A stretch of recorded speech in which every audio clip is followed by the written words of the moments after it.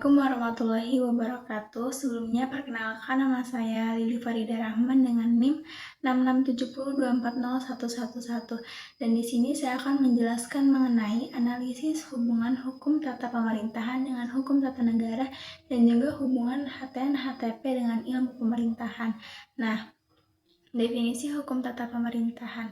Kajian hukum tata pemerintahan ini mencakup dua aspek, yaitu aspek luas dan juga aspek sempit, di mana kedua aspek ini melihat hukum tata pemerintahan dari fokus perhatian, yakni objek penelitiannya. Nah, aspek luas yaitu melihat hukum tata pemerintahan sebagai objek yang mengarah pada pengertian hukum tata pemerintahan, tetapi dengan identik lapangan tugas pemerintahan. Sedangkan dalam aspek sempitnya itu tidak identik dengan lapangan tugas pemerintahan. Nah, selanjutnya adalah pengertian hukum tata negara ini terbagi menjadi dua pengertian, yaitu yang pertama heterogen dan juga otonom, di mana hukum tata pemerintahan heterogen ini aturan hukum yang mengatur tentang organisasi pemerintahan negara dan juga di sini membahas tentang legislasi, yudikatif dan eksaminatif. HTP ini merupakan bagian dari HTN, sedangkan HTP otonom adalah aturan yang dibuat oleh pemerintah, dan aturan ini bersifat istimewa karena hukum dibuat oleh aparatur pemerintah dan juga oleh para administrasi negara. Selanjutnya, berdasarkan penjelasan-penjelasan menurut para ahli ataupun sarjana hukum, hukum tata pemerintahan ini mempunyai sifat-sifat yang berikut. Yang pertama, peraturan perundangan yang pembuatannya tidak berada dalam satu tangan. Yang kedua, peraturan perundangan dalam HTP adalah beraneka warna dan tidak seragam. Yang ketiga, peraturan perundangan dalam HTP berkembang pesat melebihi peraturan perundangan yang lain. Yang keempat, peraturan-peraturan dalam HTP sukar atau tidak mungkin dimodifikasikan. Hukum tata negara menetapkan kerangka hukum untuk pembangunan, organisasi, dan fungsi lembaga-lembaga pemerintahan, serta memperjelas hubungan antara pemerintah dan warga negara. Hukum tata negara ini mencakup berbagai aspek termasuk konstitusi, sistem pemerintahan, pembagian kekuasaan, sistem politik, hak dan kewajiban warga negara, serta perlindungan hukum terhadap warga negara dari tindakan pemerintah yang melanggar hak-hak konstitusional mereka. Nah, menurut para ahli lainnya, Van Vollenhoven, hukum tata negara adalah hukum yang mengatur tingkatan atas dan juga tingkatan bawah. Selanjutnya, HTN ini menentukan wilayah dan juga menentukan badan yang berkuasa. Sedangkan menurut para ahli lainnya, yaitu Jimli Asidki, ia menjelaskan panjang lebar mengenai ilmu hukum tata negara. Nah, definisinya adalah cabang ilmu hukum secara khusus mengkaji persoalan hukum dalam konteks kenegaraan. Nah, selanjutnya adalah hubungan ilmu pemerintahan dan juga hukum tata negara. Nah, di mana ilmu pemerintahan ini merupakan salah satu sumber hukum dari hukum tata negara, di mana sudut pandangnya ini membahas pengkajian hukum tata negara, tetapi berbeda dengan ilmu pemerintahan.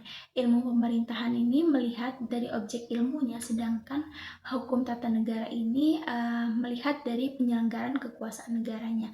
Nah, hubungan kedua ini diilustrasikan dalam hubungan antara roh dan juga tubuh, di mana ilmu pemerintahan sebagai roh dan juga hukum tata negara sebagai tubuh. Nah, jadi pada tataran pragmatis, ilmu pemerintahan tidak bisa dilepaskan dari hukum tata negara. Dan hukum tata negara juga tidak dapat berjalan sendiri tanpa ilmu pemerintahan. Nah, hanya pada sisi ontologi, epistemologi, dan juga aksiologi, kedua ilmu itu tidak dapat dibedakan secara konkret, tapi pada tataran implementasi merupakan satu kesatuan yang padu.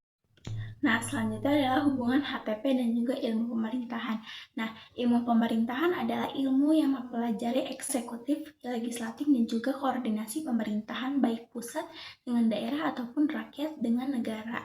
Pendekatan IP dengan HTP hanyalah terkait persoalan kepemimpinan pemerintah tentang konsep integritas, kompetensi, ataupun kemampuan dan politik pemerintah.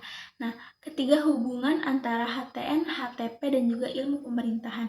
Keterkaitan IP sebagai sumber bagi HTN dan juga HTP karena ketiganya ini tidak dapat dipisahkan karena dalam berisi Hukum publik adalah hukum yang mengatur hubungan antara negara yang diwakili pemerintah dengan warganya, sedangkan hukum privat adalah hukum yang mengatur tentang kepentingan antar individu. Dengan kata lain, hukum privat tidak termasuk dalam lapangan HTP. Namun demikian, ruang lingkup HTP berdasarkan sistematika hukum yang lazim digunakan tidaklah mutlak, sebagaimana yang terjadi pada pembidangan lapangan HTP berdasarkan hukum publik dan hukum privat, yang mana terdapat pendapat yang menolak keberadaan hukum privat sebagai bidang kajian HTP, maka pembidangan HTP berdasarkan pembagian hukum publik bersegi satu dan juga bersegi dua mendapat pengakuan yang berbeda, di mana adanya terdapat kelompok yang mengakui bahwa di dalam perbuatan hukum publik terdiri dari bersegi satu. Bersegi satu yaitu artinya adalah menurut mereka tidak adanya perbuatan hukum publik yang bersegi dua karena hukum publik tidak adanya aturan yang mengatur tentang perjanjian. Sebaliknya, para sarjana lain mengakui bahwa adanya hukum publik bersegi dua yaitu perjanjian menurut hukum publik, contohnya perjanjian kerja jangka pendek antara pemerintah dan swasta. Artinya hukum di sini mengatur hukum istimewa yaitu HTP. Nah, jadi kesimpulannya bahwa ruang lingkup HTP adalah meliputi perbuatan pemerintah yang berakibat hukum. Nah, menurut hukum publik, sedangkan perbuatan hukum menurut hukum privat dan hukum publik bersegi satu ataupun hukum publik bersegi dua tergantung pada sudut pandang yang dipakai mendasarinya. Nah, selanjutnya akan membahas tentang sejarah singkat hukum tata pemerintahan dan contoh aturannya. Hukum tata pemerintahan merupakan cabang ilmu hukum baru yang memisahkan diri dari ilmu hukum lainnya, sekitar pada abad ke-18. Istilah hukum tata pemerintahan dianut oleh kurikulum UGM, sedangkan universitas lain ini menggunakan istilah yang berbeda yaitu HTUN dan juga HAN.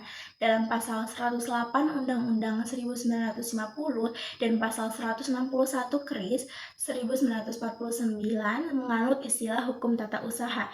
Nah, studi kajian HTP ini telah dikenal dan diajarkan di perguruan tinggi Indonesia sebelum tahun 1946 dengan istilah state administratif, sebagaimana pada Sekolah Tinggi Hukum di Jakarta sejak tahun 1941 sampai dengan 1945, istilah state administratif ini dipergunakan oleh Prof. Lojman sebagai dosen pengampunya. Sebenarnya, peristilaan ini di negeri asalnya Belanda terdiri dari dua macam mata kuliah yaitu Hukum Tata Negara dan juga Hukum Administrasi Negara atau HTP.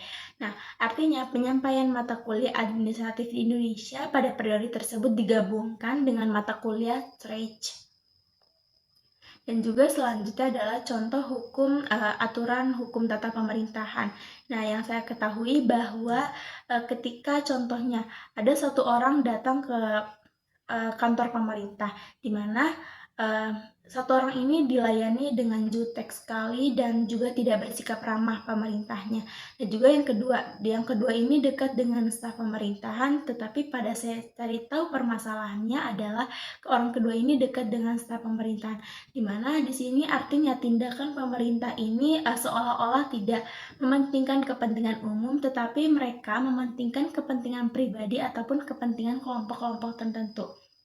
Nah, di situ bisa jadi si masyarakat ini yang pertama bisa melaporkan kepada pengadilan dan juga nanti pengadilan ini memutuskan perkara tersebut apakah pemerintahnya ini benar-benar lebih mementingkan kepentingan pribadinya saja dibanding kepentingan umum, dan di situ terjadinya penyelewengan tugas ya, tidak berjalin kepada asas profesionalitas atau kode etik pemerintahan. Nah, seharusnya para pemerintah ini lebih condong kepada mereka ini berlandaskan peraturan perundang-undangan dan juga lebih condong pada kode etik pemerintahan seperti itu, di mana pemerintah juga harus bersikap transparansi dan juga atau keterbukaan kepada pemerintah dan lebih mementingkan kepada kepentingan umum dibandingkan kepentingan kelompok-kelompok tertentu saja. Mungkin dari saya segitu aja. Sekian, terima kasih. Wassalamualaikum warahmatullahi wabarakatuh.